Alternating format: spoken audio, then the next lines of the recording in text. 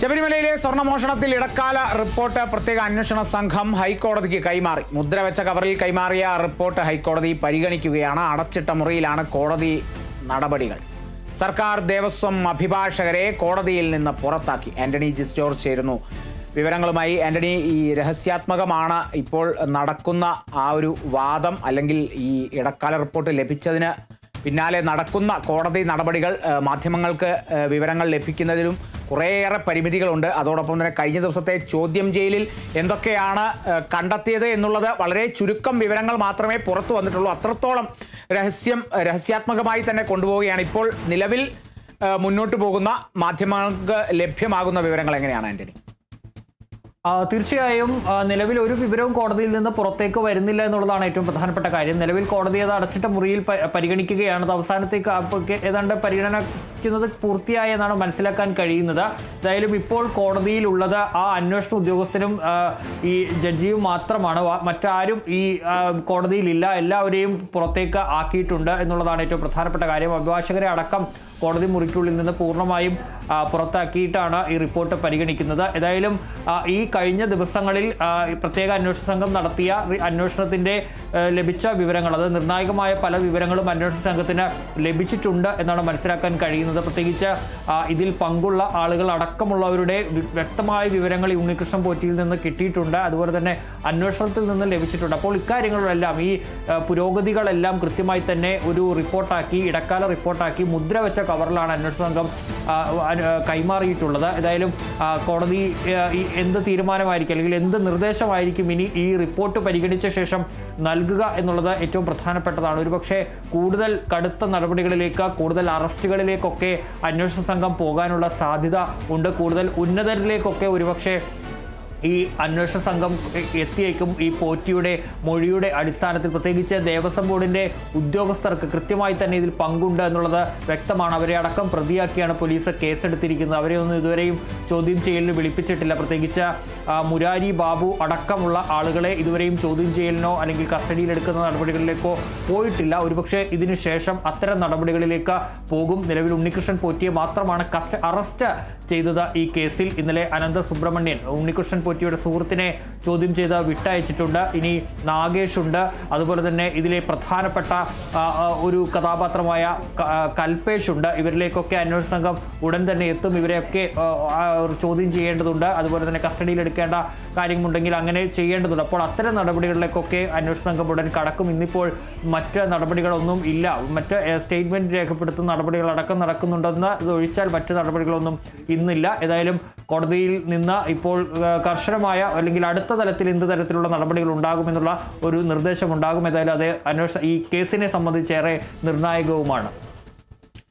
ശരി ആന്റണി, ഇടക്കാല റിപ്പോർട്ട് ഹൈക്കോടതിയിൽ സമർപ്പിച്ച ശേഷമുള്ള കോടതി നടപടികൾ വളരെ രഹസ്യാത്മകമായി മുന്നോട്ട് പോവുകയാണ്. സർക്കാർ ദേവസ്വം അഭിഭാഷകരെ കോടതിയിൽ നിന്ന് പുറത്താക്കിക്കൊണ്ടുള്ള നടപടികളൊക്കെ തന്നെയാണ്. അത്രത്തോളം രഹസ്യാത്മകമായി വിവരങ്ങളൊന്നും പുറത്തുവിടാതെ നടത്തുന്ന, അല്ലെങ്കിൽ പുറത്തു പോകാത്ത വിധം രഹസ്യാത്മകമായി തന്നെയാണ് നടപടികളൊക്കെ തന്നെ പുരോഗമിക്കുന്നത്.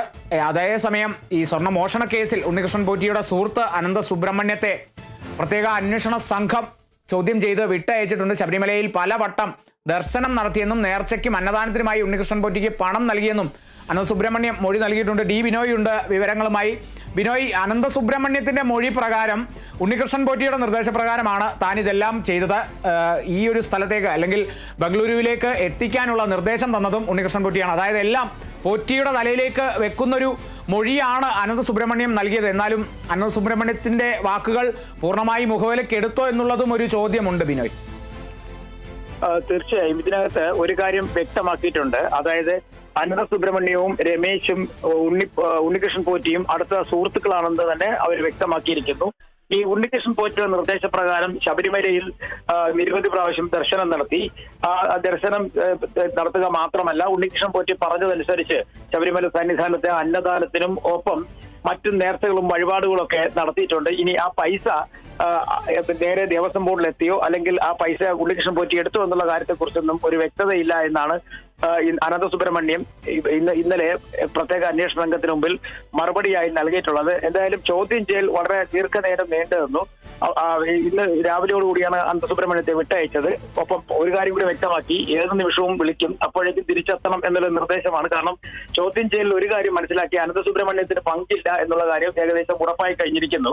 പിന്നെ ഒരു സംശയം മാത്രമാണ് അപ്പോൾ നിലനിന്നിരുന്നത്. കാരണം ഈ ഉണ്ണികൃഷ്ണൻ പോറ്റിയുടെ നിർദ്ദേശപ്രകാരമാണ് ഈ 2019 ചെമ്പ് പാളികൾ ശബരിമല സന്നിധാനത്ത് നിന്നും ബംഗളൂരുവിലേക്ക് കൊണ്ടുപോയത് എന്ന് അനന്തസുബ്രഹ്മണ്യം സമ്മതിച്ചിട്ടുണ്ട്. അങ്ങനെയാണെന്നുണ്ടെങ്കിൽ അന്ന് ഉണ്ടായ സാഹചര്യങ്ങൾ, അന്നുണ്ടായ പ്രശ്നങ്ങൾ എല്ലാം കൃത്യമായി പറഞ്ഞിരിക്കുന്നു. അതായത് ശബരിമല സന്നിധാനത്ത് നിന്നും ഒരു ട്രാക്ടർ ഉണ്ണികൃഷ്ണൻ പോറ്റി തന്നെ ഏർപ്പെടുത്തി കൊടുക്കുന്നു. ആ ട്രാക്ടറിൽ പമ്പയിൽ എത്തിക്കുന്നു. അവിടെ നിന്ന് ഉണ്ണികൃഷ്ണൻ പോറ്റിയുടെ ഇടപാട് ചെയ്തു കൊടുത്ത ഒരു കാറിലാണ് ഈ ചെമ്പുപാളികളുമായി ബംഗളൂരുവിലേക്ക് പോയത്.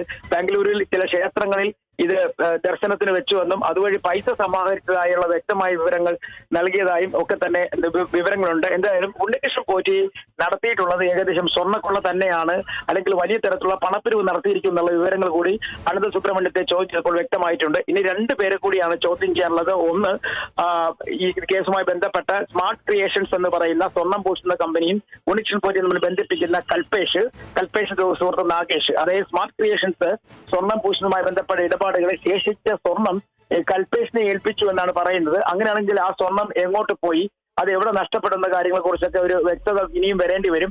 അതുകൊണ്ട് ഇത്തരം കാര്യങ്ങളെ കുറിച്ചൊക്കെ ഉള്ള ചില സൂചനകൾ കൂടി ഇപ്പോൾ അന്വേഷണ സംഘത്തിൽ ലഭിച്ചിട്ടുണ്ട്. വളരെ താമസിയാതെ തന്നെ ഈ അന്വേഷണ സംഘം ഈ കൽപേഷിനെയും നാഗേഷിനെയും ചോദ്യം ചെയ്യും. കാളിദാസ്.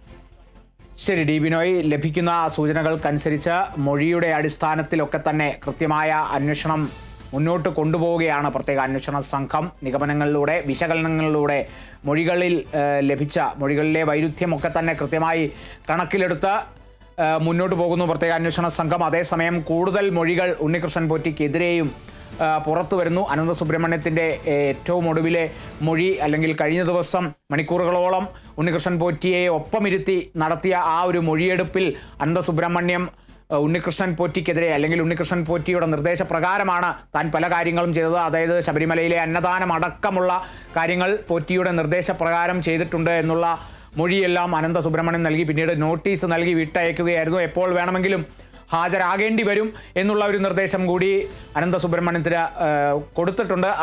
അതാണ് ഏറ്റവും വരും ദിവസങ്ങളിൽ എത്തരത്തിലായിരിക്കും വീണ്ടും അനന്തസുബ്രഹ്മണ്യത്തിലേക്കും ഈ അന്വേഷണ സംഘം എത്തിച്ചേരുമോ എന്നുള്ളതൊക്കെയാണ് ഏറ്റവും ശ്രദ്ധേയമായ ഒരു കാര്യമെന്നുള്ളത്. അതോടൊപ്പം ബാംഗ്ലൂരിലേക്കുമൊക്കെ തന്നെ അന്വേഷണ സംഘം തങ്ങളുടെ അന്വേഷണം വ്യാപിപ്പിക്കുകയാണ്. ഡി ബിനോയാണ് വിവരങ്ങൾ നൽകിയത്.